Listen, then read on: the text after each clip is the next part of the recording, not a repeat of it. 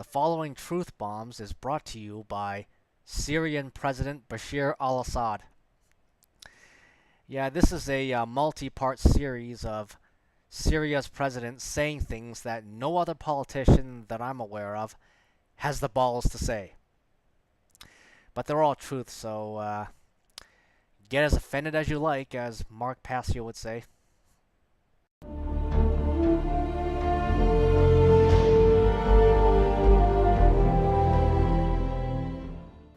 Is Donald Trump someone you think you can do business with? The problem in the United States is about the whole political system. It's not about one person.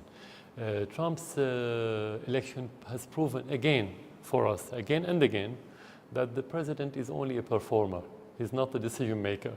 He's part of different lobbies and the deep state, or the deep regime, as we can call it, who implement and dictate on the president what should he be doing. And the proof to what I'm saying, that Trump, after he became president, he swallowed most of the promises and the word that he was boosting during his campaign. He made 180 turn in nearly every promise. So why? Because the deep state wouldn't allow him to go in certain direction. That's why, for me, dealing with him as a person, it could be, but can that person deliver? No. In the United States, president cannot deliver. The whole state, the deep state only, is the one who can deliver. And this is the problem. This deep state doesn't accept partners around the world. They only accept puppets. They only accept followers. They only accept proxies. That's what they accept. We're not any of these. You know, there's been accusation by the US and the Europeans about the use of chemical weapons, and there was an attack after that. What is your response to that? Was there a chemical attack? Were you responsible for that? First of all, we don't have any chemical arsenal since we gave it up in 2013. And the International Agency for Chemical Weapons made investigations about this, and it's clear or documented that we don't have. Second, even if we have it, we wouldn't use it for many different reasons. But let's put these two points aside. Let's presume that this army has chemical weapons and it's in the middle of the war. Where should it be used? At the end of the battle? They should use it somewhere in the middle, or where the terrorists made advancement, not where the army finished the battle and the terrorists gave up and said, we are ready to leave the area, and the army is controlling fully that area. So the Western narrative started after the victory of the Syrian army, not before. When we finished the war, they said they used chemical weapons. Second, use mass destruction armaments in a crammed area with population, like Douma, the supposed area. It's called Douma. And they talk about 45 victims. When you use mass destruction in such area, you should have hundreds or maybe thousands of victims in one time. Third, why all the chemical weapons, the presumed or supposed chemical weapons, only kill children and women? They don't kill militants. If you look at the videos, it's completely fake. I mean, when you have chemical weapons, how could the doctors and nurses be safe dealing with the chemical atmosphere without any protective clothes, without anything, just throwing water at the victims, and the victim became okay just because you washed them with water? So it's a farce. It's a play. It's very primitive play just to attack the Syrian army. Because why? That's the most important part.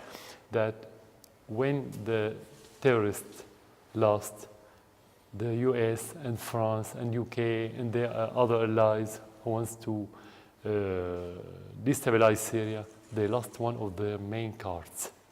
And that's why they had to attack the Syrian army, just to raise the moral of the terrorists, and to prevent the Syrian army from liberating more areas in Syria. But are you saying that there was an incident of chemical attack and somebody else is responsible, or that there was nothing there? That's the question, because I mean the side who said allegedly that there was a chemical attack, he had to prove that there was an attack. We have two scenarios.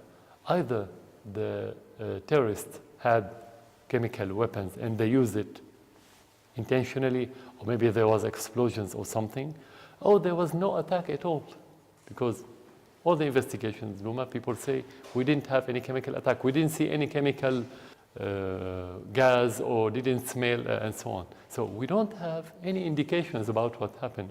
The Western narrative is about that. That question should be directed to the Western officials who said there was attack. We should ask them, where's your concrete evidence about what happened? They only talk about reports.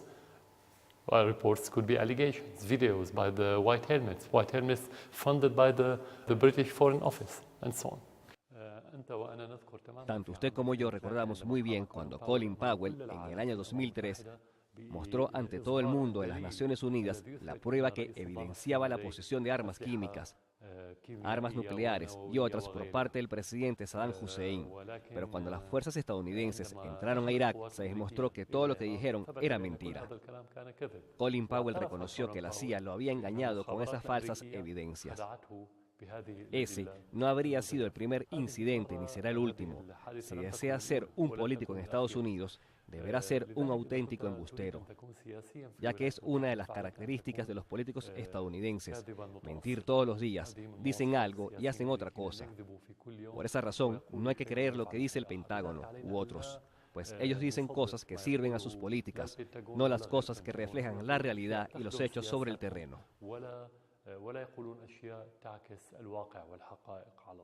But of course, it's not just Russia that's bombing your enemies, it's the United States. Do you welcome American airstrikes against ISIS? No, because it's not legal. First of all, it's not legal. It's not legal for Russia to do it, is it? No, they are invited legally and formally by the Syrian government. It's the right of any government to invite any other country to help in any issue. So they are legal in Syria, while the Americans are not legal with their allies. Of course, all of them are not legal. This is first. Second, since the Russian intervention, the terrorism has been, let's say, regressing, while before that, and during the American illegal intervention with their allies, ISIS was expanding, and the terrorism was expanding and taking over new areas in Syria. They're not serious.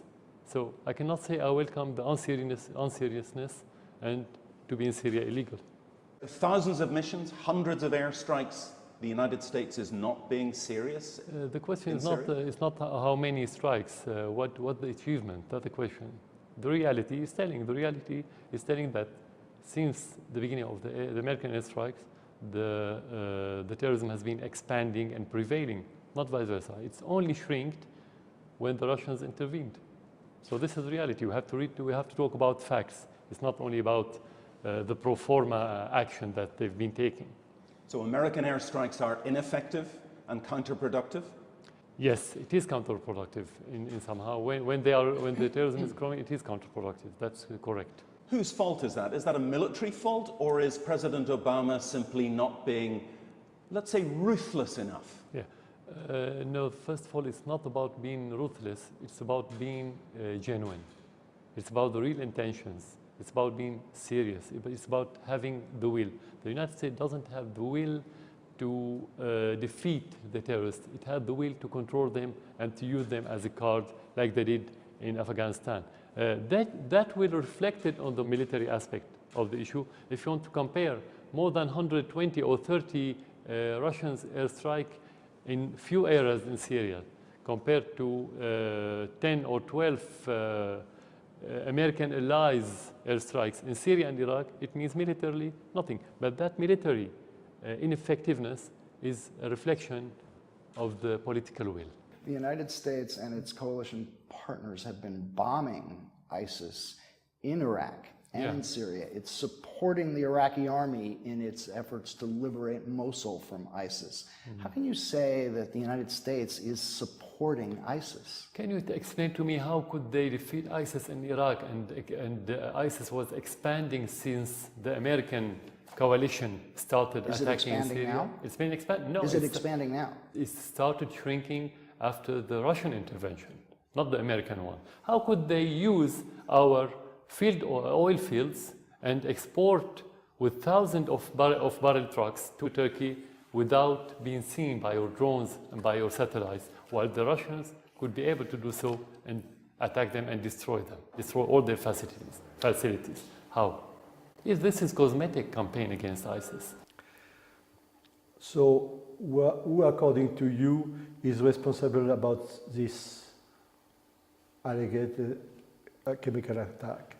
The allegation itself by Al-Qaeda, Al-Nusra Front, so we don't have to investigate who. They announced it. It's under their control, no one else. About the attack, as I said, it's not clear whether it happened or not. Because how can you verify a video? You have a lot of fake videos now. And you have the proof that those videos were fake, like the white helmets, for example.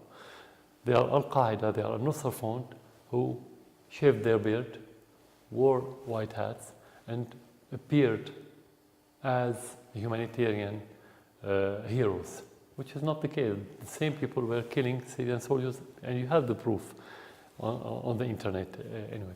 So the same thing for that chemical attack. We don't know whether those dead children, were they killed in Khan Sheikhoun, were they dead at all, who committed the attack if there was attack, what the material, you have no information at all, nothing at all, no one investigated. So you think it's a fabrication? Definitely, 100% for us it's fabrication. We don't have arsenal, we're not going to use it, and you have many indications if you don't have proof, because no one has concrete information or evidences, but you have indications. For example, less than 2 weeks, around 10 days before that attack, the terrorists were advancing in many fronts, including the suburbs of Damascus and Hama, which is not far from Khan Sheikhoun. Let's suppose we have this arsenal, and let's suppose that we had the will to use it. Why didn't we use it when we were retreating and the terrorists were advancing? Actually, the timing of that attack or alleged attack was when the Syrian army was advancing very fast, and actually the terrorists were collapsing. So why to use it if you have it and if you have the will? Why to use it at that timing, not when you are in a difficult situation? Logically, this is first. Second, if you want to use it, if you have it and if you want to use it, again, this is if we suppose, why to use it against civilians, not to use it against the terrorists that we are fighting? Third, in that area, we don't have army, we don't have battles, we don't have any let's say object in Khan Sheikhoun, and it's not strategic area. Why to attack it? Well, what the reason? Militarily, I'm talking about military from a military point of view. Of course, the foundation for us morally, we wouldn't do it if we have it. We wouldn't have the will because morally this is not acceptable. We won't have the support of the public. So every indication is against the whole story. So we can say that this play that they staged doesn't hold together. The story is not convincing by any means. Because the Pentagon said that there are chemical weapons in the airbase. You deny. They attacked that airbase and they destroyed the depots of different materials, and there was no sarin gas. How? If they said that we launched the sarin attack from that airbase, what happened to the sarin when they attacked the depots? Did we hear about any sarin? Our chief of staff was there a few hours later. How could he go there if there was sarin gas? How could you only have 6 martyrs if you have hundreds of soldiers and officers working there, but there was sarin and they didn't die? It's the same fabricated videos that we've been seeing about Khan Sheikhoun when the rescuers try to rescue the victims or the supposedly dead people or inflicted people, but actually they weren't wearing any masks or any gloves. How? Where's the sarin? this should be affected right away. So this is all allegation. I mean, this attack and these allegations is another proof that it was fabricated and there was no siren anywhere. Do you welcome the end of President Obama's term of office?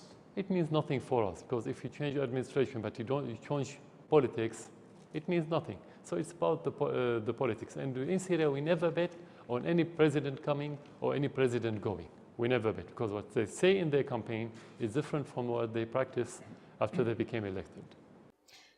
Do you have any contacts? Do you follow, first of all, the French political campaign, the presidential campaign going on right now? We follow it in general, not in details, because we don't bet on the Western elections for one reason, simple reason, that we don't take the Western officials at their word during the campaign, because they say something for the voters, not for the sake of the country, for the voters to go and vote. This is real. I'm being frank with you. But so you see even a difference between the right wing and the left wing in France, considering relation with Syria? You see a difference? Yes, you can feel it, but at the end, whoever becomes president, what his policy going to be? The same as we used to see it as rhetoric before the elections, or what? That's the question. So it's not something you bet on. Of course, you prefer somebody who doesn't take the position of a warmonger. You prefer, but you don't know. For example, who do you think who is the person who don't want war? We don't see any big difference now, but it's again, I wouldn't bet on their rhetorics. There's not big difference in that regard. Okay, well, we hear stories in the West of Syrians coming here. They talk about torture, widespread, people in prison, things done by your armed forces. That's the reason why they leave. Is there truth to their stories? Let's talk about the fact. The fact will tell you if it's true or not. If you are torturing your people, attacking, killing, and so on, and you have the enmity of Western government, the strongest country in the world, richest country like in the Gulf, like Turkey, all our neighbors are against me as president or against the government. How could you withstand for nearly 5 years in such circumstances if you don't have public support? And how can you have public support if you are torturing your people? I mean, if you have mistakes in reality, that could happen. That would happen anyway. So especially there are mistakes. Of course, especially when there's war, you could have single mistakes committed by a certain person. That would happen. You have chaos sometimes. That would happen. We don't exclude this, but there's difference between having these kind of mistakes and between having policy in order to torture your people and lose their support. You say there's no such policy? No, of course, definitely. Because today Human Rights Watch and the UN before that came out with a report saying there's widespread, as they call it, death and dying in the detention centers since the uprising in 2011. Is there any truth to that? If you want to verify the credibility of those reports, to say that they're not politicized, they're not talking about one side of the story. You mentioned the shelling of Damascus 3 days ago, and that happened every few days, and killing many civilians, innocent civilians. Did they mention anything about the reports? You have many evidence that's been published by the terrorists in the internet, photos, videos about torturing, about killing, about beheading. Did they mention those stories? So it's one-sided. Even the UN? Definitely, it's politicized. Even the UN is controlled by the United States, and the United States is against Syria. This is the reality. Everybody knows. But you are part of the UN. Syria is part of the UN family. Yeah, but the UN is a biased institution because it's under the control of the United States and its allies. And so you say reports about widespread torture, human rights violations after 2011, those are biased, not true. They are based on stories. Stories, you can pay anyone to tell you any story. Like the Qatari is doing this, they publish many reports financed by the Qatari, by the Saudi. This means nothing. You want to make investigations, come to Syria.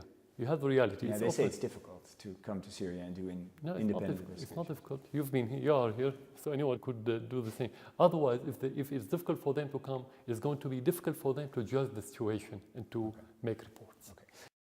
I was asking you before about potential cooperation between the United States and Syria, but the problem that many would have with that is the continued allegations of human rights abuses by your government. Now, just today, we have a new report from Amnesty International about Sadaya prison, human slaughterhouse, they call it, 5,000 to 13,000 detainees hanged in mass hangings there, horrific conditions, trials of blindfolded prisoners, 1 to 3 minutes in length, no lawyers, secret, all in secret.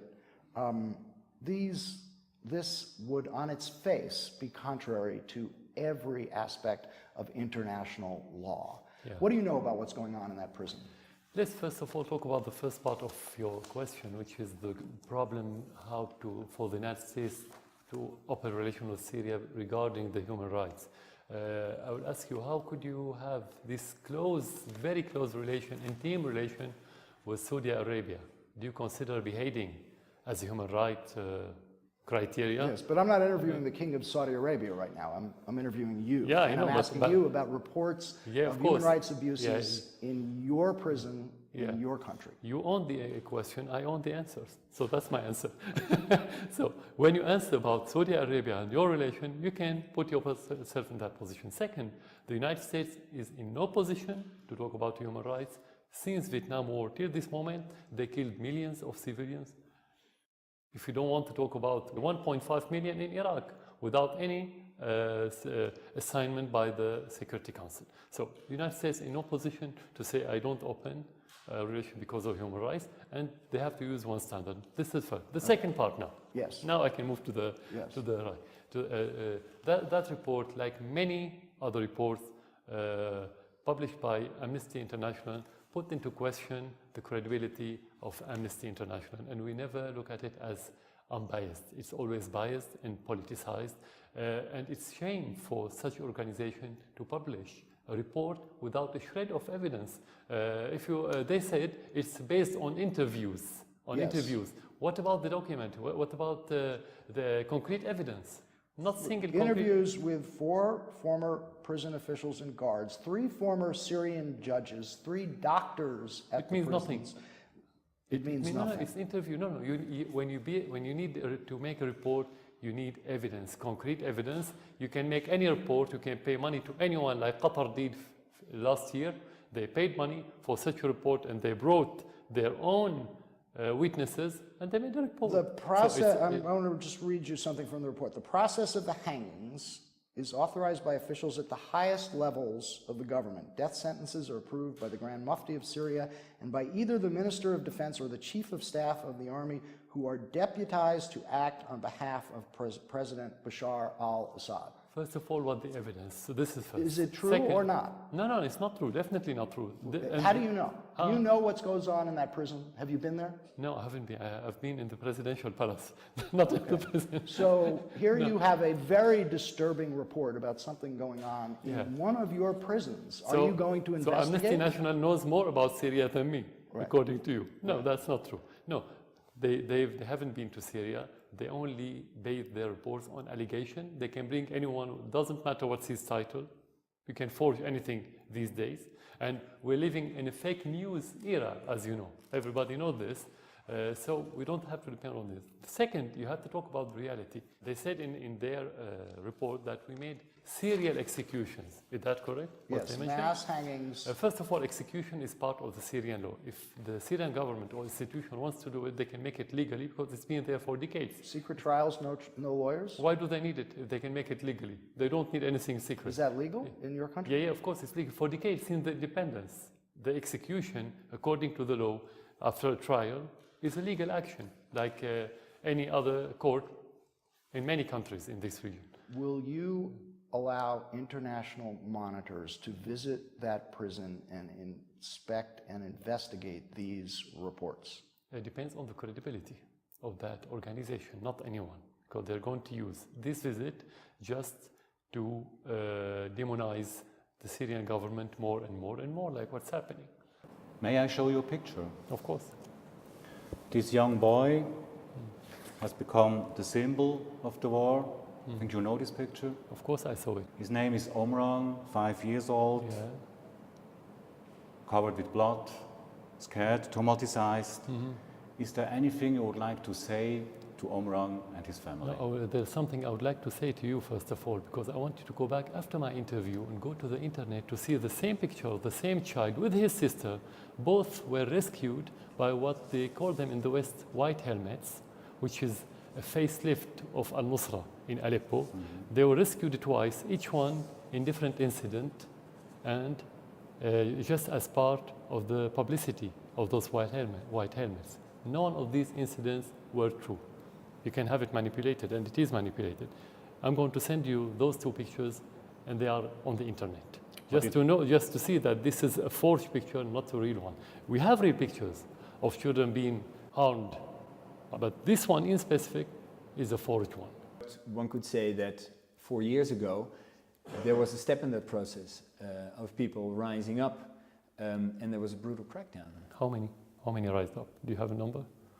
The majority of the number in one day in Syria at the beginning of the crisis was 130,000. Let's make them double, 300. Right. Double them again, 600,000. It's nothing out of 24 million.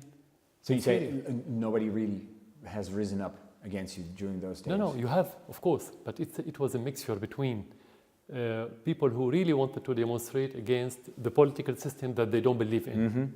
You have people who's been paid by Qatar in order to demonstrate for the propaganda, and you have the terrorists who's been infiltrating those demonstrations in order to kill the policeman in order to retaliate. That's what happened in the first week of the... So that's only what happened. The police retaliated on killings that were done from within the group that was protesting. The first week we had many policemen being killed by the demonstrators. Who are they? Yeah. Peaceful demonstrators? Of course you have machine guns and you have everything from the very beginning. So that's what's happened. Anyway, the president, if he wants to leave, he will leave through the constitution and ballot box. And if he wants to come, he will come through the constitution and the ballot box. And both will reflect the public opinion. Is there a message you want to address to France? I think if I want to send it to the politicians, I would say the self-evident thing that you have to work for the interests of the Syrian citizen.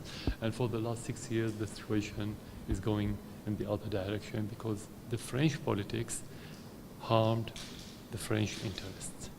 So for the French people, I would say the mainstream media has failed in most of the West. The narrative has been debunked because of the reality, and you have the alternative media. You have to look for the truth. The truth was the most important, the main victim of the events in the Middle East, including Syria. I would ask any citizen in France to search for the reality, for the real information through the alternative media. When they search for this information, they can be more effective in, let's say, dealing with their government, or at least not allowing some politicians to base their politics on lies. That's what we think is the most important thing during the last 6 years. In 2013, we signed on the treaty of the banning of chemical weapons, and we give up our arsenal of chemical weapons since 2013, and we don't have it anymore. But actually, the terrorists are the ones who used those kind of armaments the first time in 2013. And in the spring of 2013, we asked the United Nations to send delegation for investigations, and the American blocked our attempt because they knew that time that if the delegation came to Syria, it will find the concrete evidence that the terrorist has used chlorine gas against our soldiers. Was it a mistake to bomb hospitals in Aleppo? We never bombed hospitals in Aleppo. Why to bomb hospitals? Can you convince your audience that we have interests in bombing hospitals? Actually, this is against our interest. This is against our interest to bomb hospital if it's used as hospital. And the proof that it was a lie, every time they talk about bombing hospital, every time they say this is the last hospital in eastern part of Aleppo. And the second time they talk about another hospital and they say the same. They bombed the last hospital. So it's a lies and lies and lies. We can spend the whole interview talking about lies, and we can talk about the truth and the reality. I have to talk about the reality. But it's true that innocent civilians are dying. Exactly. In Aleppo. Of course, not only in Aleppo, in Syria. But now we are talking about in Aleppo because the whole hysteria in the West about Aleppo, for one reason, not because Aleppo is under siege, because Aleppo has been under siege for the last 4 years by the terrorists, and we haven't heard a question by Western journalists about what's happening in Aleppo that time, and we haven't heard a single statement by Western official regarding the situation of Aleppo. Now they are talking about Aleppo recently just because the terrorists are in bad shape.